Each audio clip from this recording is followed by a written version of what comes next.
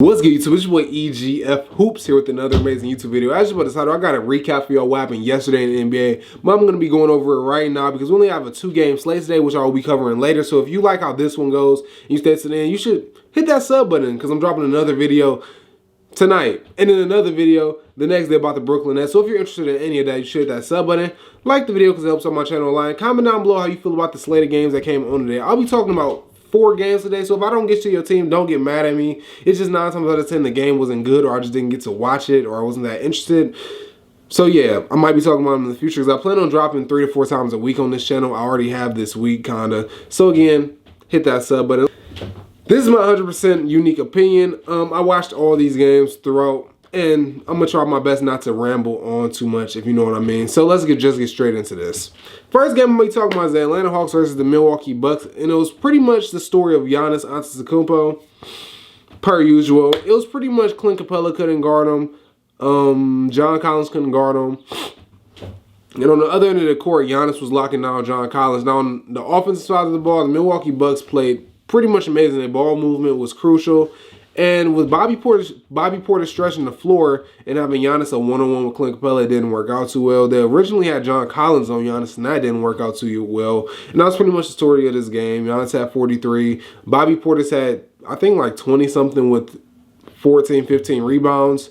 I want to highlight Jrue Holiday's decent to good defense on Trae Young. Although Trae Young walked out with 27 points on 53% shooting. If you watch the game, Jrue Holiday played some pretty decent defense on him. And prior to this game, Jrue Holiday had scored, I think, 11 plus points in all of the fourth quarters of the last 3 games. This game, he only scored 5, but granted, it wasn't really necessary for him to score more than 5 points. This game was pretty much a runaway, although they only won by 9 points. This game was pretty much Bucks all the way. 1 second, the Bucks was up by 20. The next second, they was only up by 9. 1 second, they were up by 30. The next second, they only were up by 7. So, yeah, this game was pretty much a runaway for Milwaukee. And as I said in the beginning, I don't want to try and ramble on. And there's nothing much else to really highlight about this game. It was just the Giannis show. He ended up with 43. Pretty good game. Next, I'm going to be talking about the Los Angeles Lakers and the Houston Rockets. Now, I may take a little bit longer on this game because I got a lot of things to say. Maybe. I might. Should I? No, I ain't gonna ramble on for the Lakers for too long, but you still listen. Anyways, the Los Angeles Lakers blew this one. The story of this game was the Los Angeles Lakers playing 0 defense, and Alperen Sengun could not be guarded. LeBron couldn't guard him. Stanley Johnson could not guard him. It was like everything was a mismatch. And I don't really know if it was a mismatch or just a lack of defense by the Lakers. Because when the last minutes came, LeBron got a clutch block on Sengun. I think if Sengun would have made it, it would have put the Houston Rockets up by 2 with like less than 10 seconds left. But LeBron got a clutch block on Sengun. Lakers got possession. They gave them 2 opportunities to end the game. I'm going too fast though. They had Jalen Green looking like he belonged in the All-Star game. KJ was playing phenomenal. And Jacob off the bench even scored 21. It was crazy. Eric Gordon had some clutch shots. Dennis Schroeder came in off the bench and did some good things. Garrison Matthews was wide open. He hit 2 clutch deep threes. And overall, like I said, the story of this was just the Lakers playing no defense at all. And I'm starting to feel like it's an effort thing completely. And then maybe not just having the energy because of age, but mostly effort. Because at the end of the game, when it was time to lock up, they kind of did it a little bit, at least in the fourth quarter. When overtime came, that was a whole nother story. But in the last minute of that game, they locked up pretty good. Now, LeBron James did not have that good of a game. He shot 1 for 9 from 3, 9 for 26 in total, 34%. He ended up with 23, 14, and 12. Not too shabby of a game. Russ had 38 and 6 on 52% shooting. Not too shabby of a game. I did not think DJ Augustin had 16. Very quiet 16, interesting. Malik Monk was very electric. It felt like he was the only person really playing with energy besides Russ on the offensive side of the ball. Again, LeBron and his streaky shooting. I'm not mad at LeBron for taking all these attempts because I feel like he understands that this season is basically a throwaway and he's just going after Kareem's record. But I feel like him shooting 35% against the Houston Rockets, not a pretty look. And like I think James Worthy said, this is a new low for the Los Angeles Lakers. That game was pretty much ridiculous. The amount of defense played was ridiculous. And again, I feel like it's 100% an effort thing. I'm starting to, it's not that they can't play defense. It's that they're choosing not to play defense, as in they just don't care about it. It's no reason for Sengun to be doing that to LeBron James for maybe, 30 minutes of the game, and in the last 2-3 minutes, they want to lock them down or lock down in general. Jalen Green, it felt like he scored 20 points in overtime, when in reality, the whole Houston Rockets team scored 20 points in 5 minutes. They went on a 13-0 run in the first 3 minutes of overtime. You'd think that Vogel would call timeout after the first 9 points, or 7 points scored by Jalen Green alone. He scored the first 7 points in overtime. But no, waited till it was like, they scored like a 10-2 run, then he called timeout. By then, it was a little bit too late. The Lakers wasn't guarding anything. They wasn't getting offensive rebounds.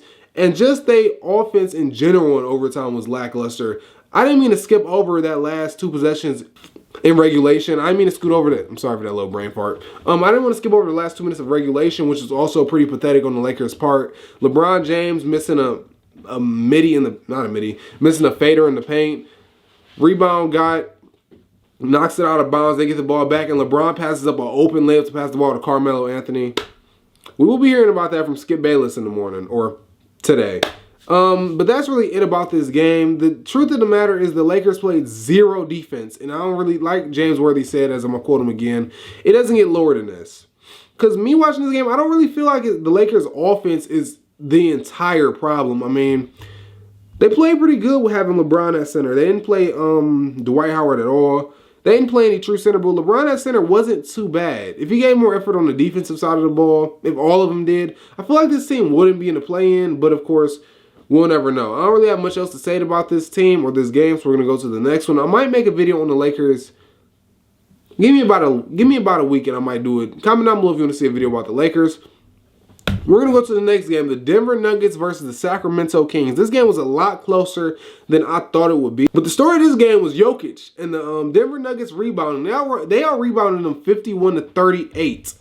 And honestly, just like the Knicks versus Mavericks game, the Knicks blew them out. This game was basically De'Aaron Fox versus the Denver Nuggets. Similarly how it was Luka Doncic versus the New York Knicks. De'Aaron Fox didn't get much help in this game at all. Harrison Barnes had a nice little 17. Trey Lyles had a nice little 14. Trey Lyles was eating in the first half. I think it was Aaron Gordon. Why am I blanking on names today? It is 7 a.m. if y'all don't know. 7:06 a.m. I watch these games at work, by the way. I just got off like about an hour ago. Trey Lyles was eating Aaron Gordon alive in the first half. He ended up with 14 points. Harrison Barnes had a very quiet 17. And like I said, it was really just the De'Aaron Fox versus Denver Nuggets show. De'Aaron Fox had 32 points, 10 assists, 5 rebounds on 52% shooting, hit 4-6 threes. That's very impressive from him. And that was pretty much it from the Kings. Now, on the Nuggets side of the ball, I just want to say how amazing and how enjoyable it is to watch Nikola Jokic play. The amount of finesse in his game is crazy. He didn't make a 3 this game, but the way the spin moves, the post hooks, the vision in the post in general is just all amazing. I wouldn't be surprised if he won a back-to-back MVP this season. It was just amazing. He finished with 38, 7, and 18, or 38, 18, and 7. Everybody, different strokes for different folks. And it was just amazing. Monte Morris in the last 5 minutes of the game really got clutch. We saw Nikola Jokic get a clutch rebound and 1 3-point play. Monte Morris came down, did 3-point play, and that was pretty much it with the game. Monte Morris had 20 points on 72% shooting. He only missed 3 shots. Again, that was pretty much the story of that game, to be honest with you. The Denver Nuggets ball movement is so good, and I feel like just their offense being run by Nikola Jokic, he's an amazing game manager. Like I said, I already complimented his finesse work, but his finesse work is there. It's up there. A lot of people don't talk about how good he is in the post and him getting his way to the paint. He's not getting to the paint with strength. He's getting there with finesse. He's the spins, the post hooks, the post fades, the pick and rolls, the pick and pops. It's all amazing on his part, and I just really wanted to highlight that.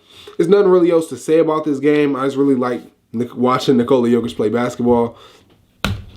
Next, we're going to talk about the Washington Wizards. Wow. Washington Wizards versus the Clippers. I just want to say this now.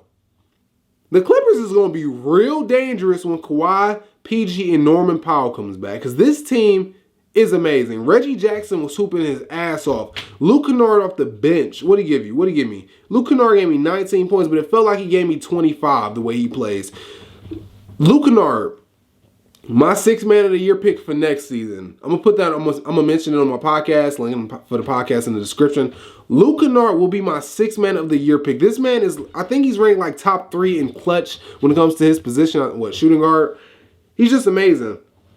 Nicholas Batum played good. It didn't show. He shot 37%, but he was there defensively.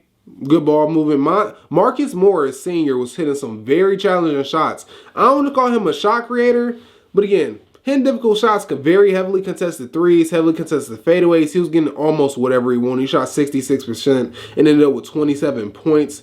Damn, he was hooping his ass off. I ain't gonna give him that much props. It didn't feel like he had 27, but he was hitting some pretty tough shots. I'm not gonna lie to you. The Washington Wizards was eating this paint up alive, though. I'm not gonna lie to you. Zubac was real questionable. And I'm back. If you see cuts in this video, it's because my camera died. That is not something we normally do. Go check my other NBA recaps if you don't know. Not something we normally do, but I did it for this video just because I love y'all. We were talking about the Washington Wizards and Clippers game, and again, as I think I left off with, Zubac was just letting everything go in the paint, and Zubac was just letting everything go off in the paint. His rim protection was pretty solid, but his paint defense wasn't good at all. Same for Isaiah Hartenstein, I'm not going to lie. Basically the same player as Zubac. Zubac may be a little bit better on pick and roll, but Hartenstein let a lot of things go too. Terrible paint defense, good rim protection. Kristaps Porzingis in the second game with the Wizards, he did not look bad. They gave him the ball down in the stretch. He had a lot of clutch shots. Last fade, who was it? Fader from the left hash. He missed. That was pretty much the game there. But Kuzma and Kristaps basically doing whatever they wanted in the paint. Kuzma hit a couple of nice touches around the rim, a couple of floaters off the backboard. Porzingis was looking nice. He shot 2 for 5 from 3, 40%, 57% in total. And again, I think he scored the Washington Wizards' last 6 points of regulation.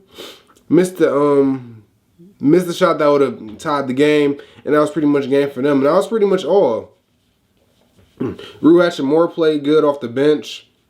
Not much else to say about him. But that's really just it, y'all. I enjoyed this video. I'm not going to have too many cuts because I normally don't edit these videos. But you should hit that sub button if you want to see another post-game recap tonight. I have a video about the Brooklyn Nets dropping in maybe today. I really want to drop it today. So I might drop it tomorrow, though. I don't want to post too much on the algorithm.